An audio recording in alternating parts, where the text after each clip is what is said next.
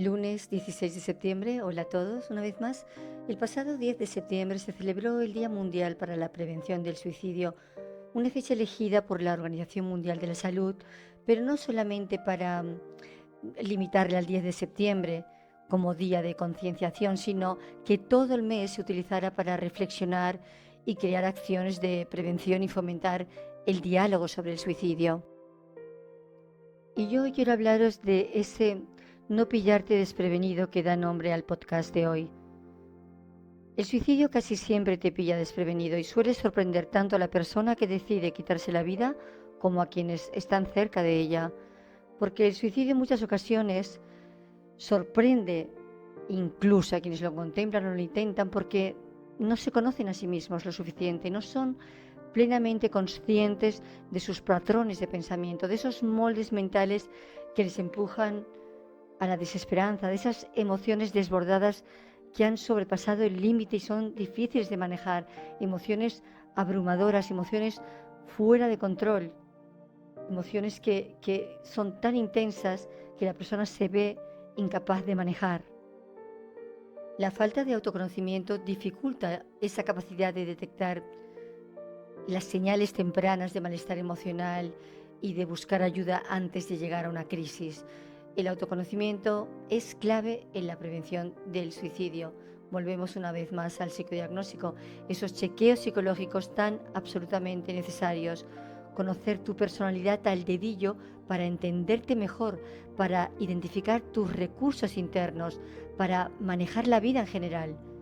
Porque las causas del suicidio no son únicamente externas, es decir, no siempre están relacionadas con circunstancias como pérdidas de todo tipo, conflictos de todo tipo, problemas de todo tipo, estrés. Más bien las causas están en tu interior y suelen estar relacionadas con la personalidad, con tus esquemas o patrones mentales y la manera en que interpretas o interpretamos la realidad que nos rodea. Tus pensamientos, tus creencias, tus experiencias se estructuran en estos patrones que llamamos moldes mentales, que son los que al final te guían en la percepción o tu percepción de la realidad. Y es fundamental identificarlos e identificar aquellos que están afectando negativamente a tu vida. Identificarlos, desafiarlos a través de la autorreflexión, del análisis y sustituirlos por moldes más adaptativos, más saludables, porque existen moldes mentales adaptativos y moldes mentales desadaptativos.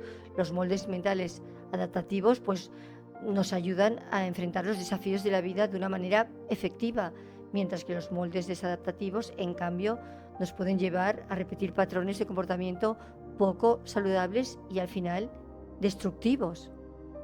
Por eso es tan importante el autoconocimiento.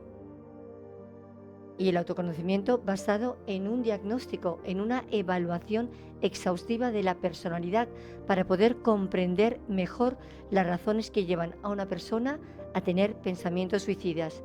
Es esencial conocerse en profundidad, entender esos filtros con los que interpretas y construyes tu realidad personal y lo que sientes a causa de ellos.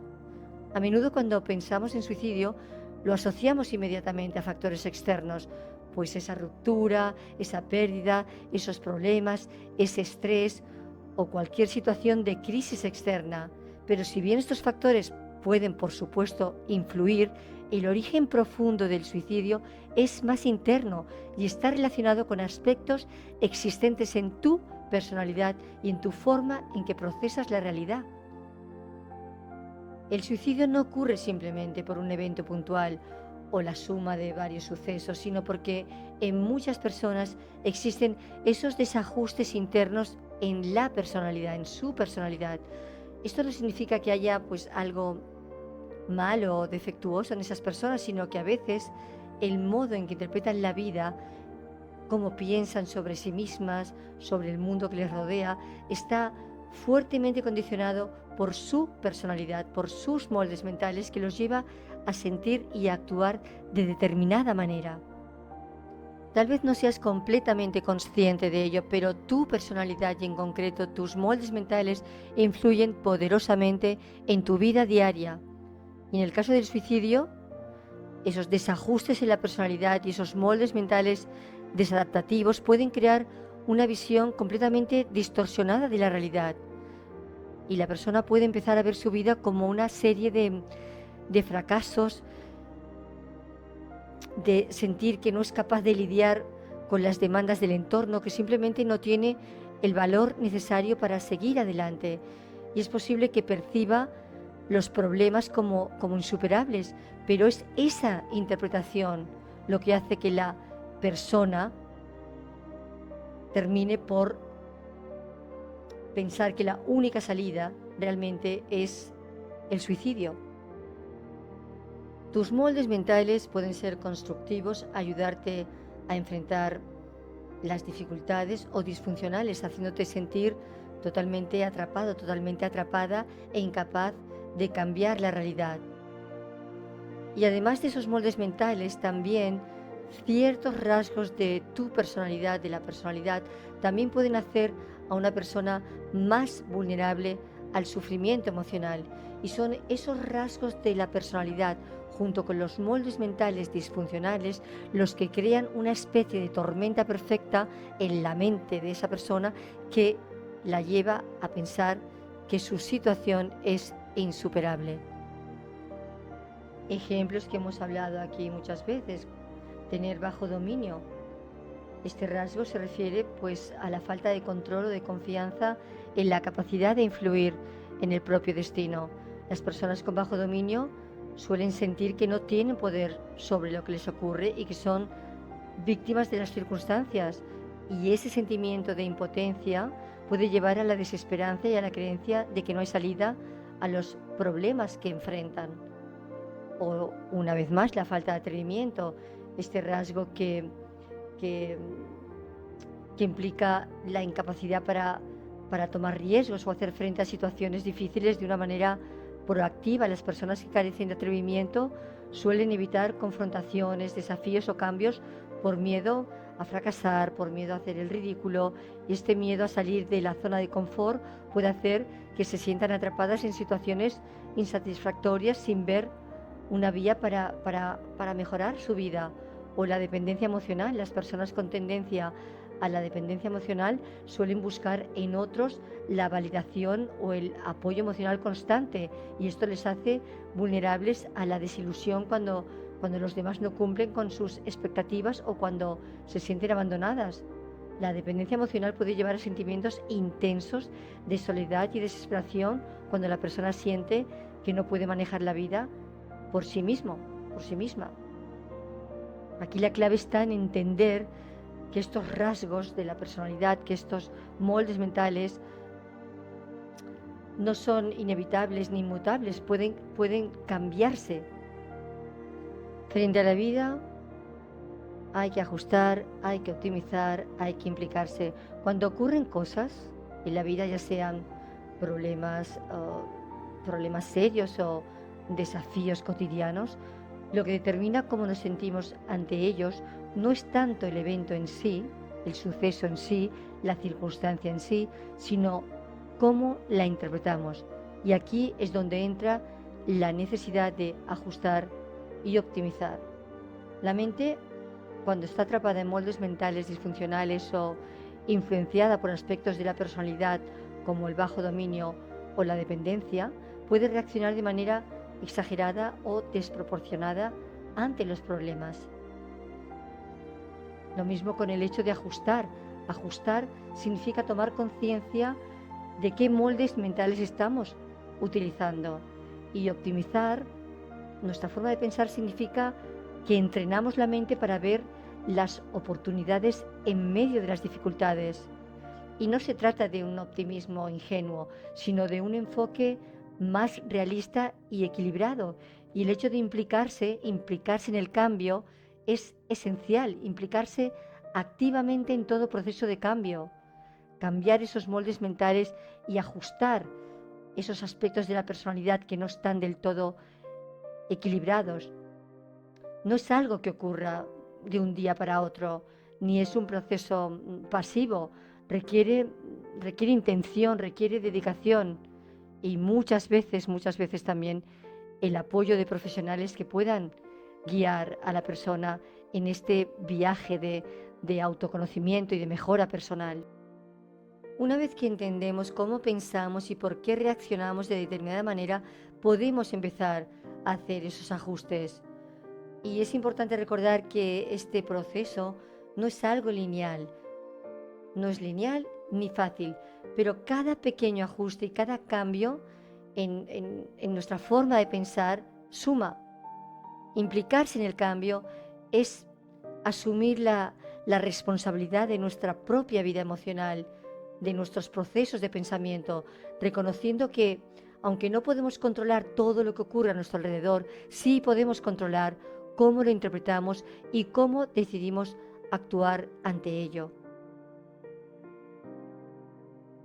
Voy a explicaros el ejemplo de un chico al que realizamos un estudio de personalidad después de haber llevado a cabo un intento de suicidio a causa de una ruptura amorosa. A simple vista, y para él, podría parecer que el motivo de su intento fue puramente externo, la ruptura amorosa. Sin embargo, el verdadero origen de su sufrimiento no fue el hecho de que su pareja lo dejara, sino los desajustes internos en su forma de pensar y en su personalidad que lo hicieron incapaz de manejar esa situación de una manera saludable, porque la ruptura no es el único factor. Para cualquier persona, una ruptura amorosa puede ser dolorosa. Es una experiencia que genera tristeza, confusión y en muchos casos un sentimiento de pérdida. Sin embargo, la reacción de una persona ante esta situación puede variar enormemente según sus moldes mentales y su personalidad. ¿Qué variables descubrimos en su estudio que debían de ser reguladas? ¿La dependencia emocional? Cuando una persona tiene dependencia emocional, ¿qué pasa? Gran parte de su autoestima y de su valor personal la apoya o se basa en la relación con la otra persona. Tu pareja te aporta seguridad y bienestar emocional, y al perder esta relación no solo pierdes a la persona, a esta persona tan importante para ti, sino que también pierdes lo que consideras es fuente principal de tu estabilidad. Otra cosa que descubrimos, focalización en la carencia también muy alta, es decir, una tendencia a centrarte únicamente en lo que has perdido en lugar de ver o abrirte a otras posibilidades o recursos que seguramente existen en ti. En este caso, la ruptura pues es percibida como la pérdida de todo, sin poder ver que hay más vida más allá de la relación. También había bajo dominio y falta de atrevimiento. El bajo dominio implica sentir que no se tiene control sobre la vida o sobre los eventos que ocurren. En lugar de creer que puedes superar la ruptura o que puedes aprender de esa experiencia, sientes que la vida te está golpeando de una manera irreversible sin que puedas hacer nada para cambiar tu realidad. Y la falta de atrevimiento pues te impide enfrentarte a esas situaciones de cierta dificultad o tomar medidas más activas o proactivas para mejorar la situación. En lugar de eso, pues te encierras en ti y no buscas ayuda, no buscas apoyo. Son esos desajustes internos, además de otros que descubrimos, pero bueno, básicamente esos desajustes internos en su personalidad y esos patrones de pensamiento los que le hicieron incapaz de manejar esa ruptura de una manera saludable. Su dependencia emocional, su enfoque en lo que había perdido y su falta de creencia en su capacidad para superar el dolor crearon esta tormenta interna que lo llevó a sentir que el suicidio era la única opción. El evento externo, la ruptura, fue solo un desencadenante. El verdadero problema residía en su manera de interpretar la realidad y en su falta de herramientas en su personalidad, de herramientas internas para manejar la situación. Esta es la realidad. El ejemplo de este chico nos muestra la necesidad de ajustar y optimizar la manera en que vemos y manejamos las dificultades en la vida. En lugar de quedar atrapados en moldes mentales disfuncionales o rasgos de personalidad que nos limitan, es fundamental aprender a reinterpretar los eventos de una manera más constructiva. En este caso, este chico pues aprendió a ver la ruptura como una experiencia dolorosa, pero también como una oportunidad para crecer, para conocerse mejor a sí mismo y para descubrir su propia fortaleza interna. De hecho, se descubrió a sí mismo a través de esta ruptura. Hizo cambios en su manera de pensar y trabajar en desarrollar un mayor sentido de independencia emocional. Dejó de enfocarse solo en la pérdida y descubrir todas las cosas valiosas que tenía en su vida y cómo reconstruirse después de esa ruptura. También hay ocasiones en que los suicidios se producen a causa de una crisis existencial. En este caso, aparentemente, no le sucede nada externo a la persona, no hay un evento traumático que pueda explicar su malestar, pero aún así siente un profundo vacío y no encuentra sentido en la vida. Este tipo de crisis puede parecer desconcertante tanto para la persona que lo experimenta como para quienes le rodean, ya que no hay un problema claro o visible. Sin embargo, esa falta de sentido, de propósito en la vida, suele estar también vinculada a desajustes internos y a cómo la persona también estructura su manera de entender el mundo y a sí misma dentro de sí. En una crisis existencial, y recuerdo varios casos, la verdad es que francamente interesantes, la persona puede sentirse totalmente desconectada de la vida, como si nada tuviera importancia o valor. Sienten que la vida carece de propósito, que sus logros y relaciones no son suficientes para llenar ese vacío interno que sienten. Esto no significa que el sufrimiento no sea real. De hecho, es profundo y angustiante, pero su causa, una vez más, es interna y no externa. A menudo esta sensación de falta de sentido puede llevar a una especie de parálisis donde la persona se siente incapaz de actuar o de hacer algo por mejorar su situación. Sin embargo, el cambio no ocurre solo con el paso del tiempo, requiere también de una implicación activa en ese proceso de autodescubrimiento, y descubrir nuevas formas de ver la vida. En muchas ocasiones, esas crisis existenciales pueden ser la señal de que la persona necesita ajustar su manera de vivir. La verdad es que podría explicar muchos casos que he vivido como profesional, pero eso daría para un podcast muy, muy largo. Voy a terminar el de hoy haciendo como un resumen de todo. El suicidio, lejos de ser una decisión premeditada y calculada, muchas veces sorprende tanto a las personas cercanas como a quien lo contempla, porque la raíz del problema, que es lo que he intentado explicar en el podcast de hoy, no radica tanto en los eventos externos, sino en esos moldes mentales disfuncionales y en esa falta de autoconocimiento que impiden a la persona entender y gestionar su propio sufrimiento. La desconexión emocional, el diálogo interno destructivo y esas creencias erróneas sobre uno mismo pueden nublar la percepción, haciendo que la desesperanza parezca la única salida. Y el autoconocimiento, como siempre digo, se convierte en una herramienta fundamental y clave para prevenir el suicidio. Busca dentro de ti las causas que pueden poner en peligro tu bienestar psicológico y despliega tu supremacía frente a los sucesos.